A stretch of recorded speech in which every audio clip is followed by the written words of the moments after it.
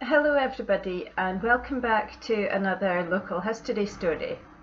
Now you might remember way back in March I threatened you with a story every week until the libraries reopened, and you've quite likely noticed that this week we are beginning to open up again using our Reconnect and Collect service, and we are all working on getting further reopening in place as soon as possible.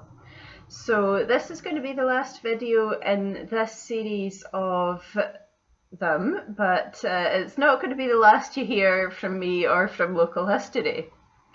But for this final video, I thought I would give you a wee bit of history about Dundee Libraries themselves.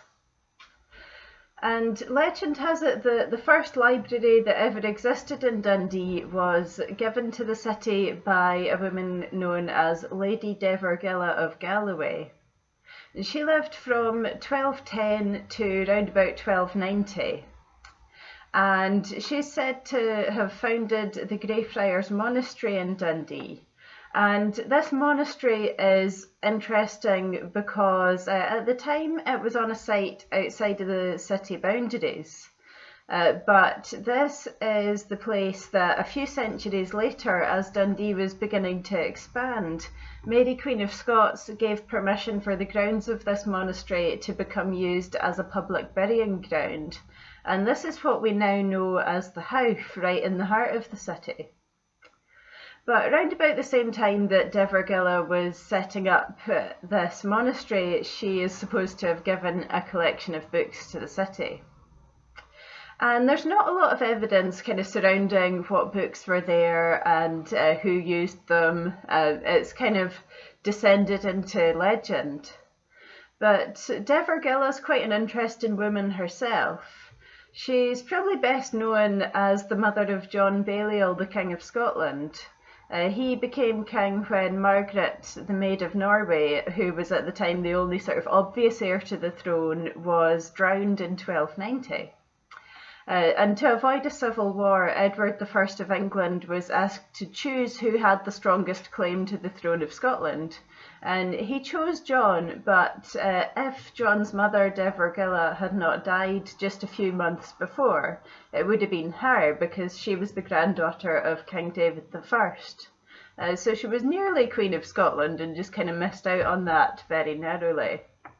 But my favourite fact about her is that after the death of her husband, John Balliol Sr., she was said to always carry his embalmed heart around in a box to remember him by. And Sweetheart Abbey in Dumfries, which is another one that she founded, was named to commemorate this habit of hers. So, as I was saying, there's not much evidence about the library that Devergilla is supposed to have given to Dundee. But we do know for sure that from around 1442, Dundee Town Council first acquired control of a library for the city. And this was referred to in Latin, it was known as the Bibliothèque Taudunensis. And that had a custodian, a librarian appointed by the council to look after the collection. And this was held in the old steeple church right in the centre of town. And again, many of you might know this is one of the oldest surviving buildings in Dundee itself.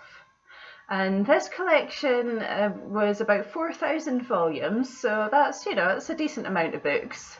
And the records of what these were are sparse, and they certainly were for quite a long time.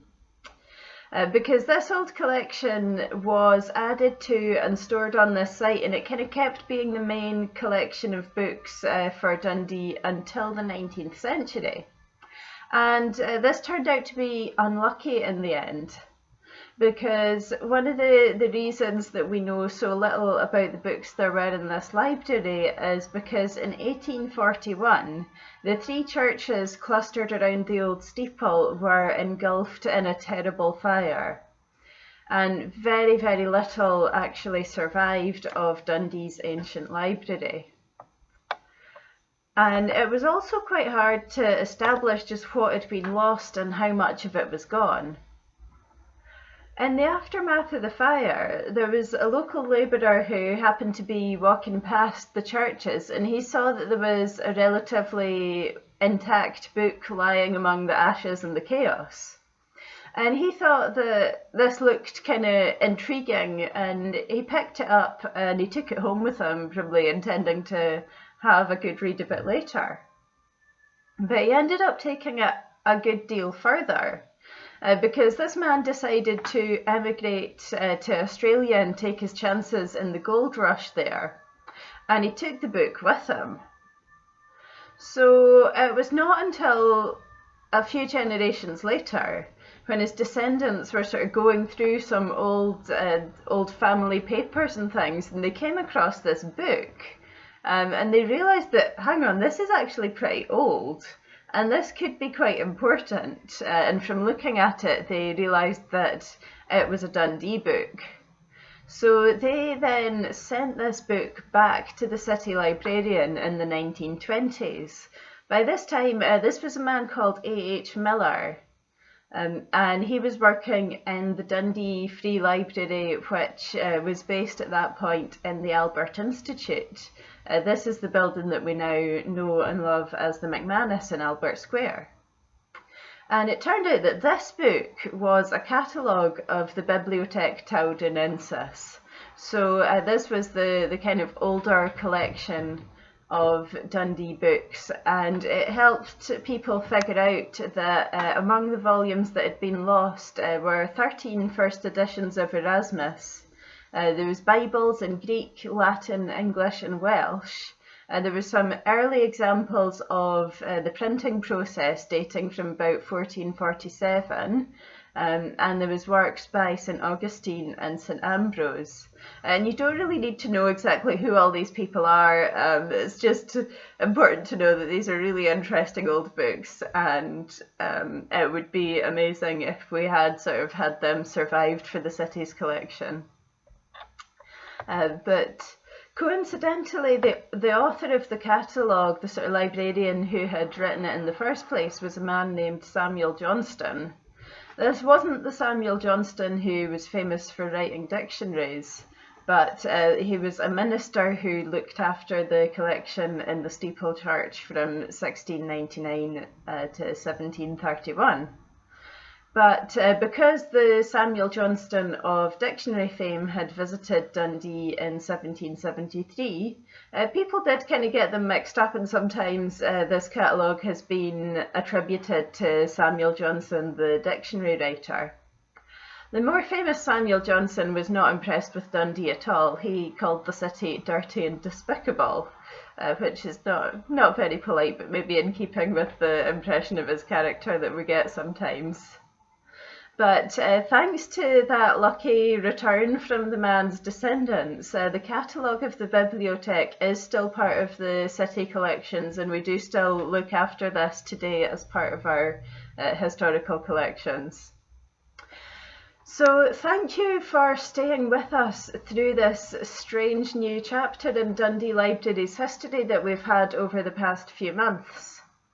And as I say, although this is the last in this series of videos, we do think it's going to be a wee while before we're back to library events and local history events as we're used to them. So this is not the last that you're going to see of me online, by all accounts.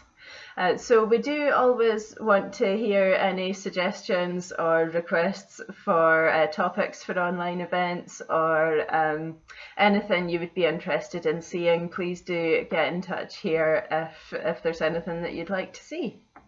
And thank you all very much again for watching and for your lovely comments throughout the months.